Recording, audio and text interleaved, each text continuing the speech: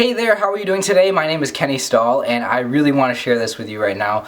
I wasn't planning on recording a video, but something came to my attention that really struck me as interesting and important for me to share. So, I was watching YouTube and a video came up in my recommended videos section, and it was an interview of the popular YouTuber Casey Neistat, and it was by a guy named Lewis Howes, who I don't know who that is, but I'm pretty sure he's just an entrepreneur. He has a podcast called The School of Greatness, where he interviews really successful people. So I was watching this interview with Casey Neistat, and I watched this hour-long interview with him, and after I finished, another video came up on my recommended page, and it was an interview from the same guy who interviewed Casey, of a guy, the same guy interviewing Tony Robbins. So I was watching both of these interviews back to back, and what struck me as amazing is that both of these extremely successful people, both of them shared something that was very similar, or in fact the exact same idea, which is an indicator of how to be successful, an indicator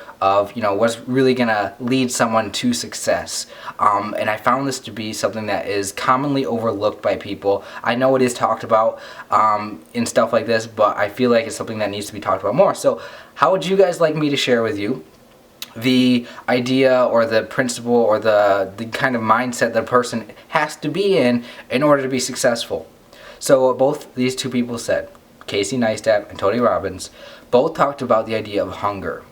The idea that in your life at a certain point you're dealing with a situation where you're craving something, you desire to have it so bad because you're living in a situation where resources are scarce, where you're not what you want to be, you're not living the life that you want, but you're hungry for it. You have that craving for it. And this is what drives people who are super successful to become successful. This is the idea of coming from nothing and making everything happen. Being able to be really popular, being able to be rich and wealthy, being able to help other people and serve people because of that wealth comes as a result of it.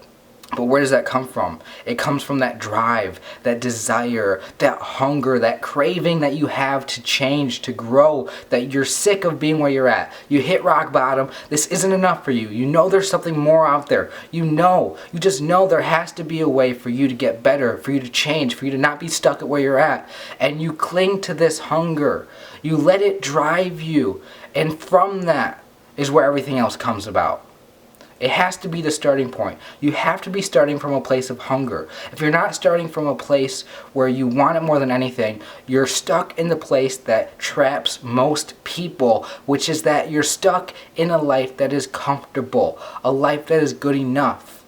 Obviously, you can have that philosophy in life that whatever you have is good enough, and that's fine.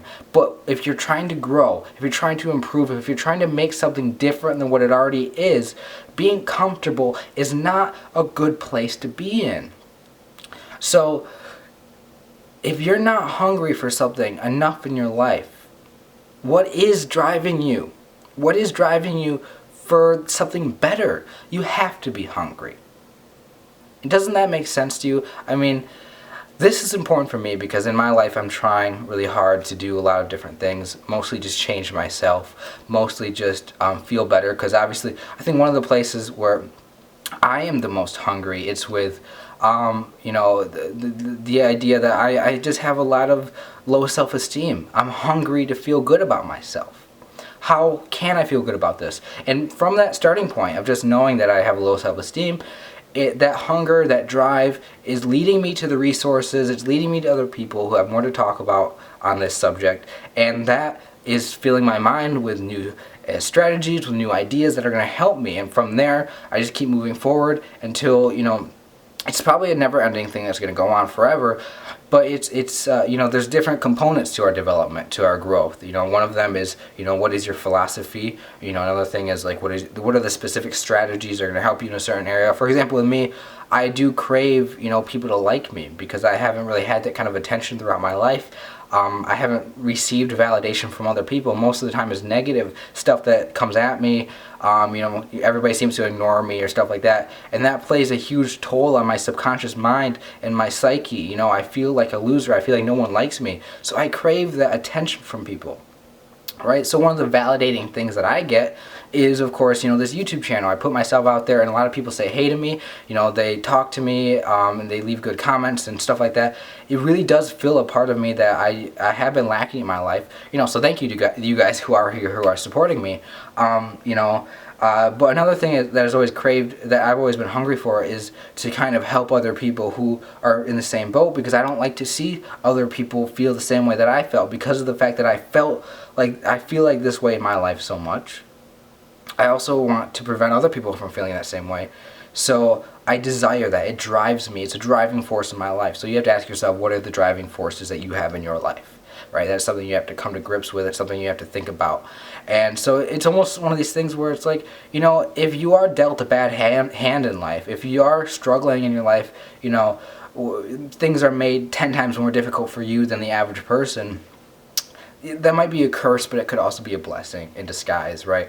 You never know how the struggle that you have today, or you had in the previous few years of your life, or in the past, you have no idea how much that actually is significant to you moving forward. Maybe without those experiences, you wouldn't, make some important decisions to get better and to grow and to, because sometimes you just say, this is enough is enough. I'm sick of the life that I have. I'm not able to pay my rent. I'm not able to feel good. Nobody likes me. And you're like, this has to change. And that's what your hunger is, and that's what drives you forward.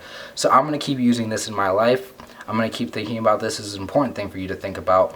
And I think that, if you can establish kind of this idea right now, and for whatever things you want to pursue in the future, you can always think about this driving force that you have, that hunger within you. That is going to be an important place to start. And from that, it's where you'll figure out all the specific things that are going to really make a difference. But you got to have a reason why. You have to have that thing that you're fighting for, that you're fighting to change, that you're fighting to transform about yourself and your life and everything about it. And that's how successful people are born, or that's how successful people are made, I should say, right? Through circumstances, through, you got to have that part of you. If you don't, it's not saying you won't be successful, but it's just saying that that greatness, that superb, supreme, superior, I don't know which word to use there, that greatness that puts you above other people isn't going to really come alive, because you're just content and happy with the way things are and you're comfortable. So you got to be always pushing yourself and be hungry for that next thing, which is something that I actually, in many ways, I talk against that point, because, I say things like, you got to be happy where you're at, give up on the idea of improving at certain moments in your life, because you got to be able to learn how to be happy with what you have.